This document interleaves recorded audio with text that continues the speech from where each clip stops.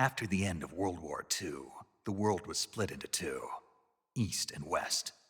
This marked the beginning of the era called the Cold War.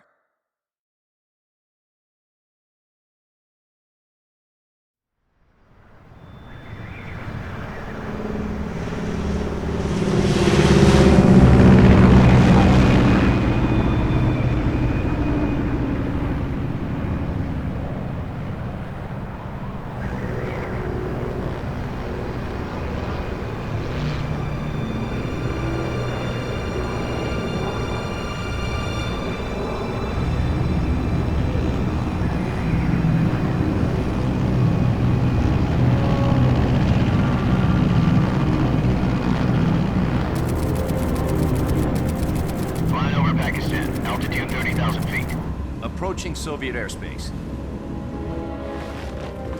20 minutes to drop off. Commencing internal depressurization. Equipment check. Arm main parachute. All right. You ready to go? Drop zone still showing a high pressure mass. Cav okay. Good. We've got high visibility.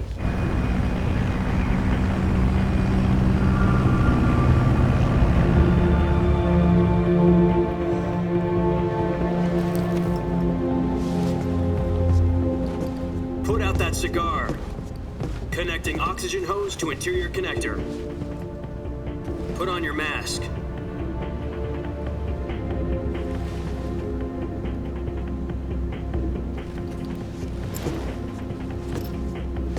Does this panty waste know what he's doing? Approaching release point. 10 minutes to drop off. Hey, are you deaf? He said put out the cigar and put on your mask.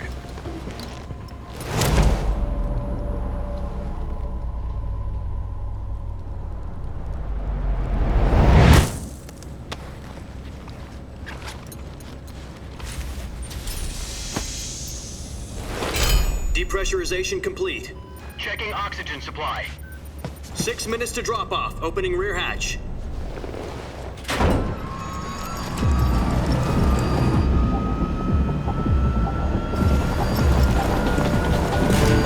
Sunrise.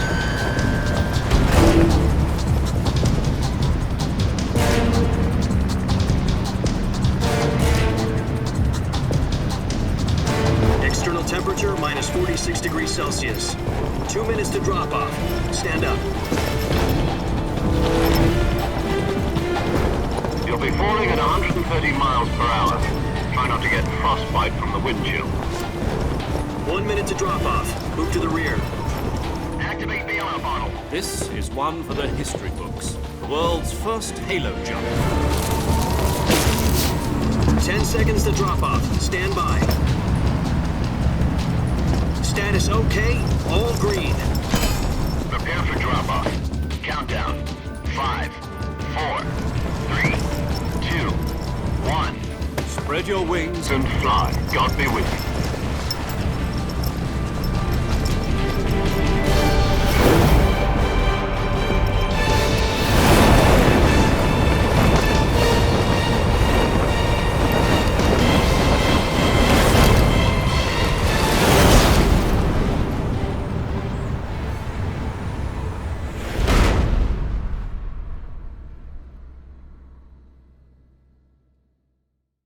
Jack, I've got some important news. The head of the CIA has finally given us the green light for the virtuous mission. Virtual mission? No, the virtuous mission. The future of our Fox unit depends on it. If it succeeds, we'll be officially organized into a unit. Virtuous mission? Sounds like some kind of initiation ritual. You know, don't get cocky. This isn't a training op. Right. So what exactly is this wonderful mission? Well, about 2 years ago, a certain Soviet scientist requested asylum in the West through one of our moles.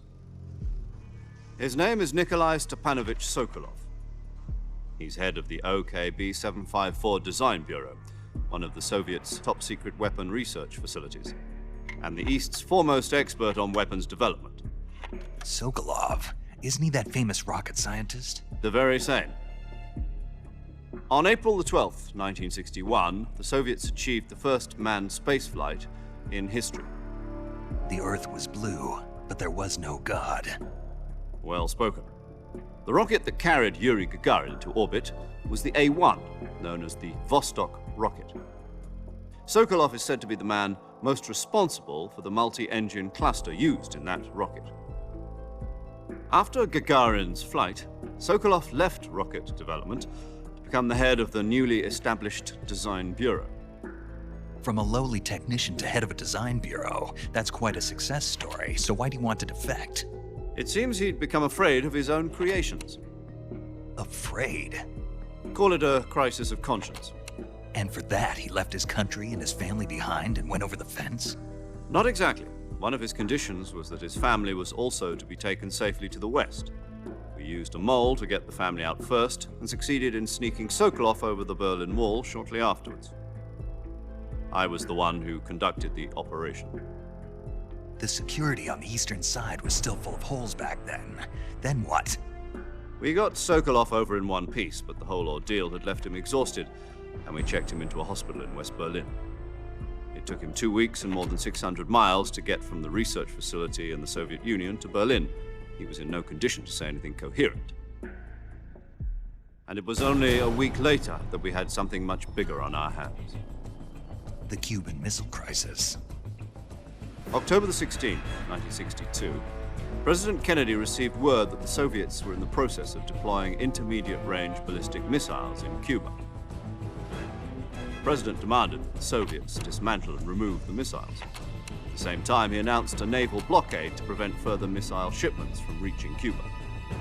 But the Soviets didn't back down, instead placing their armed forces on secondary alert.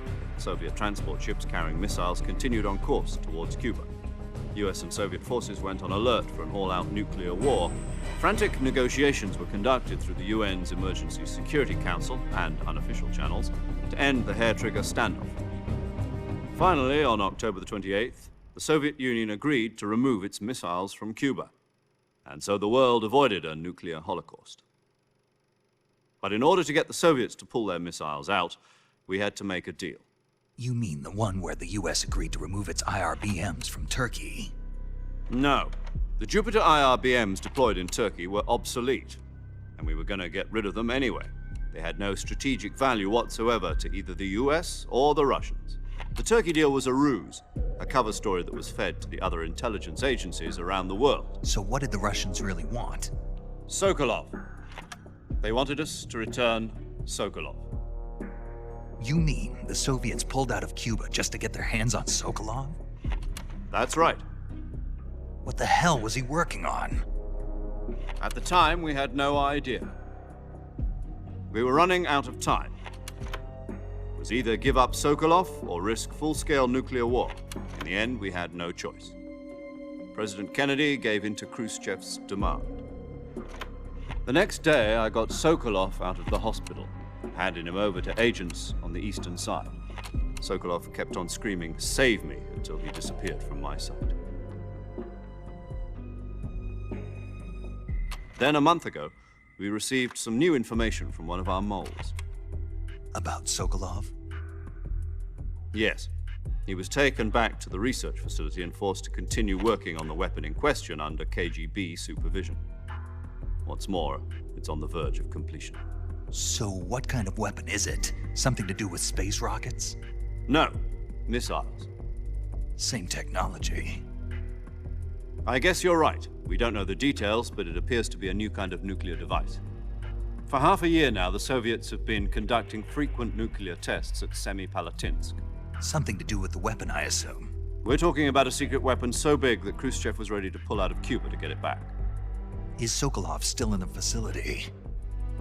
No. According to our intelligence, he's in Selinoyarsk, a place in the mountains about 3 miles to the west that's known as the Virgin Cliffs.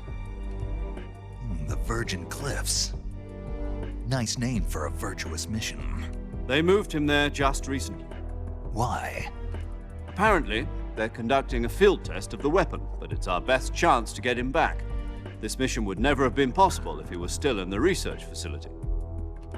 This is our last chance. Sokolov must have known that too when he contacted us.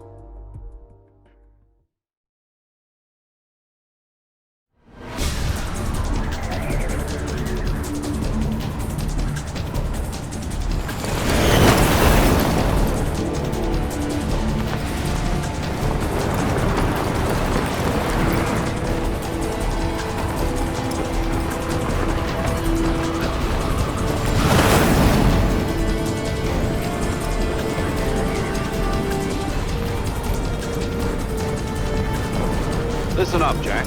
Your mission is to infiltrate Selino-Yarsk in the Soviet mountains, ensure the safety of Sokolov, and bring him back to the west.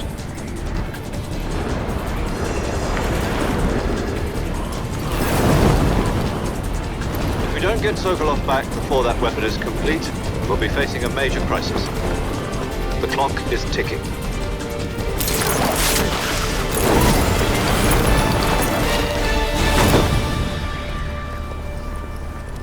Once we've confirmed the rescue of Sokolov, stand by at the recovery point. A recovery balloon will be dropped at that point. Helium will be pumped into the balloon to inflate it. The process takes about 20 minutes. Once it's complete, the gunship's arm will latch onto the balloon and pull it up. The Fulton surface-to-air recovery system. I'm familiar with the theory. Take it easy. It's been combat proven. Do you think Sokolov is up to it? The shock will be less than during a parachute jump, and the arm can handle up to 500 pounds. So you're planning on going over the border in a single combat Talon? She's equipped with two 6-barrel 20mm Vulcan cannons, as well as two 40mm machine guns. Sounds like she could hold her own against a battalion of tanks. Even with the fuel in the reserve tank, we're facing a 4-hour time limit. If all goes well, it shouldn't take more than a few hours. Home in time for dinner. But if anything goes wrong, you'll be eating dinner, breakfast, and all the rest of your meals in the jungle.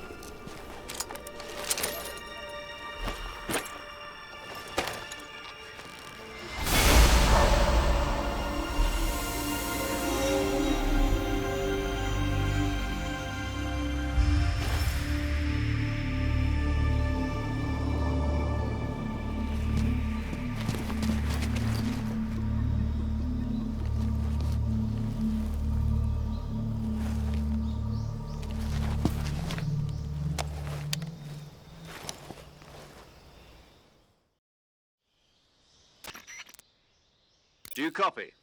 You're already in enemy territory, and somebody might be listening in. From here on out, we'll be using code names to refer to each other. Your code name for this mission will be Naked Snake. I'll be referring to you as Snake from now on. You're not to mention your real name. Snake? Oh, you don't like snakes? What do you mean? Well, you've eaten one before, haven't you? In survival training. I'm glad to hear that. I don't know if I'd ever order one in a restaurant, but... Be careful, you might not have a choice. What about you, Major? What should I call you? Let's see. I'll be Tom. Call me Major Tom. This will be a sneaking mission. You must not be seen by the enemy. You must leave no trace of your presence. Is that clear? This kind of infiltration is the Fox unit's speciality. In other words, weapons and equipment are procured on site. That goes for food as well. You're completely naked, just as your name implies. Great. Now I see why you asked me if I like snakes. I suppose calling me Snake was your idea of a joke, too. No.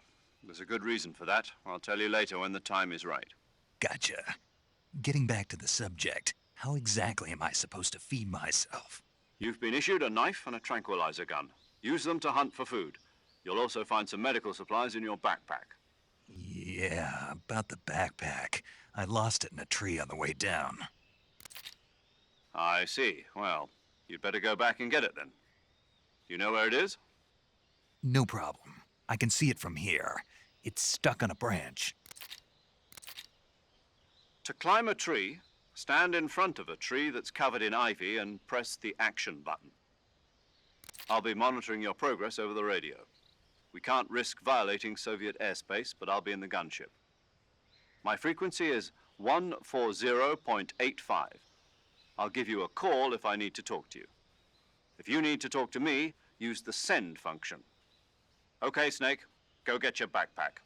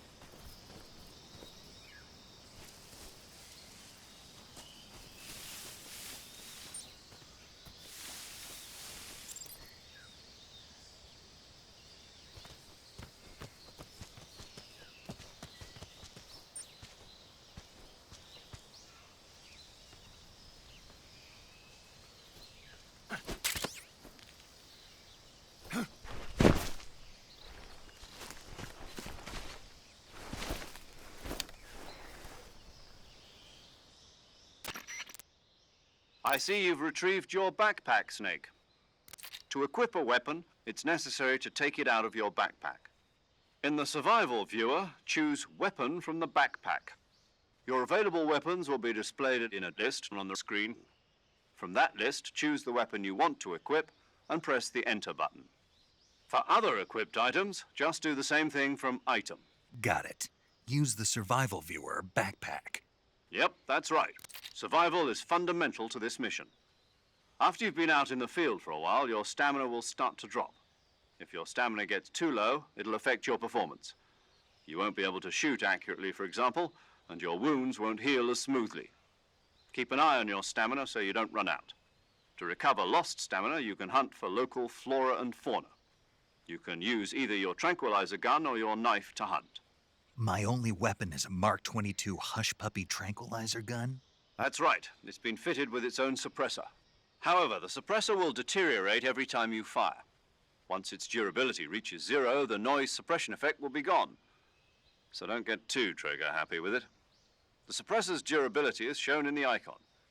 Any weapons and equipment beyond what you're carrying now, you'll have to find as you go.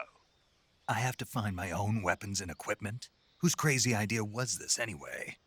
Solo covert actions are standard Fox operating procedure. You can't leave any traces of your presence. No weapons, equipment, footprints, sweat, or bodily waste.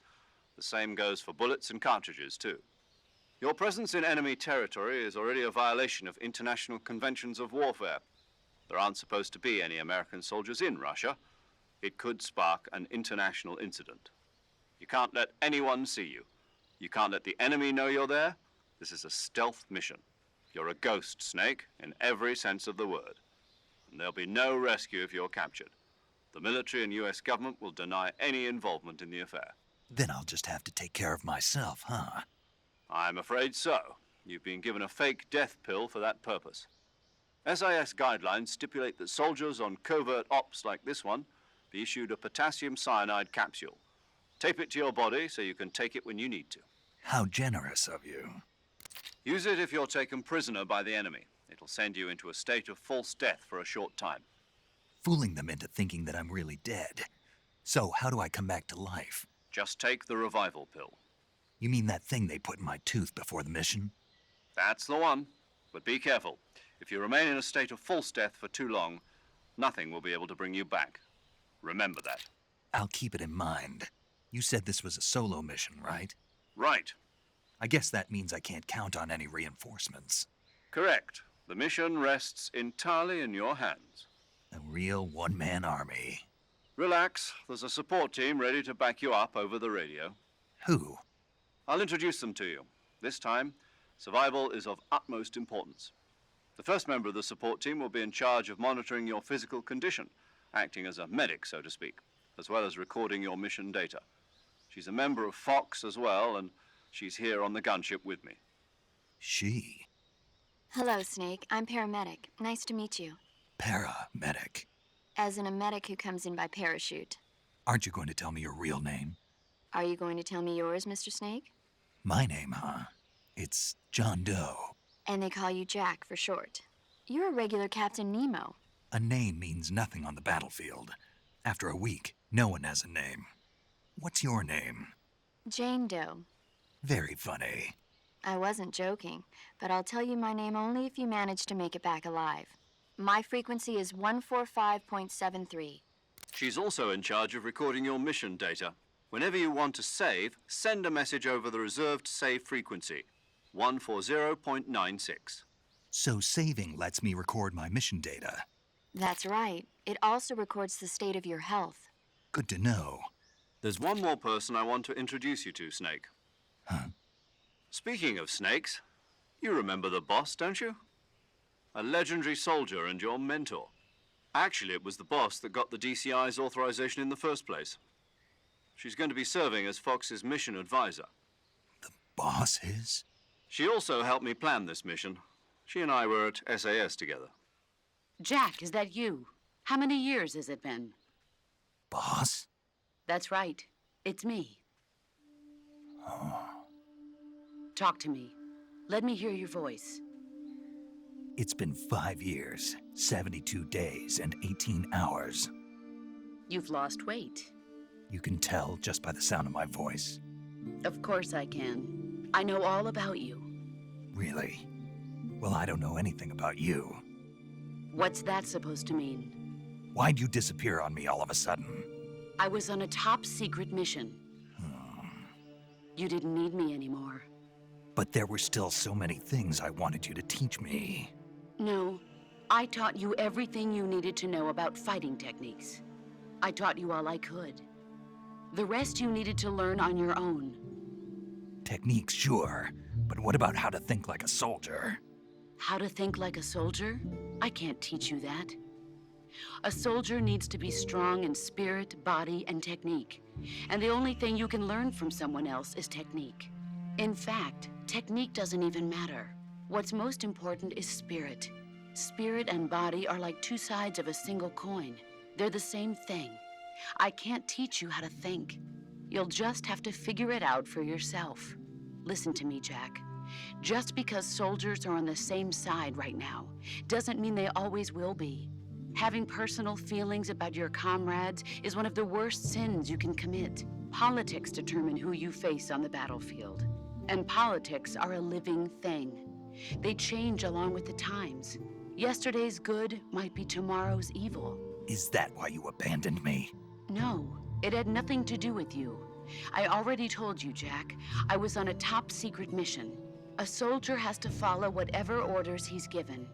It's not his place to question why. But you're looking for a reason to fight. You're a natural-born fighter, but you're not quite a soldier. A soldier is a political tool, nothing more. That's doubly true if he's a career soldier. Right and wrong have no place in his mission. He has no enemies and no friends. Only the mission. You follow the orders you're given. That's what being a soldier is. I do whatever I have to get the job done. I don't think about politics. That's not the same thing. Sooner or later, your conscience is going to bother you. In the end, you have to choose whether you're going to live as a soldier or just another man with a gun. There's a saying in the Orient, loyalty to the end. Do you know what it means? Being patriotic. It means devoting yourself to your country. I follow the president and the top brass. I'm ready to die for them if necessary. The president and the top brass won't be there forever. Once their terms are up, others will take their place. I follow the will of the leader, no matter who's in charge. People aren't the ones who dictate the missions. Then who does? The times.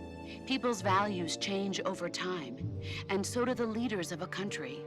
So there's no such thing as an enemy in absolute terms. The enemies we fight are only enemies in relative terms, constantly changing with the times. As long as we have loyalty to the end, there's no point in believing in anything, even in those we love. And that's the way a soldier's supposed to think? The only thing we can believe in with absolute certainty is the mission, Jack. All right, but do me a favor. What is it? Call me Snake. Snake. Oh, right. Your code name is Snake. It suits you well. That's right. The legendary unit that the boss put together during World War II was a snake. The Cobra unit, a group of heroes that brought the war to an end and saved the world. As long as you've got a legendary hero backing you up, you'll be fine. Isn't that right, Snake? Yeah, I can't think of anyone else I'd rather have with me. Oh, and one more thing, boss. Yes? It's good to hear your voice again. Same here. After all, who knows if either of us will make it out alive? Snake, you are always best at urban warfare and infiltrating buildings. But this is the jungle. Survival is going to be key. Those CQC techniques I taught you are sure to come in handy. CQC? Close quarters combat, huh? I've been in the Green Berets for the past few years. I'm probably pretty rusty. Not to worry. I'll be here to help you remember. After all, this is your first actual survival mission. I'll be supporting you over the radio. Where are you, boss? Next to the Major? The boss is communicating with us by radio from aboard a Permit-class submarine in the Arctic Ocean. My frequency is 141.80. Call me if you need my advice on battle techniques. Gotcha. Your mission is to retrieve Dr. Sokolov. Dr. Sokolov is being held in an abandoned factory located to the north of your current position.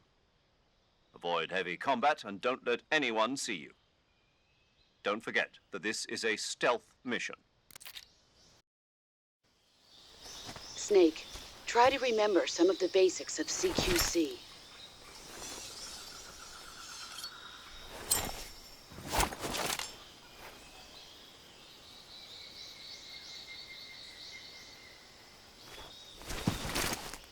Commencing virtuous mission now.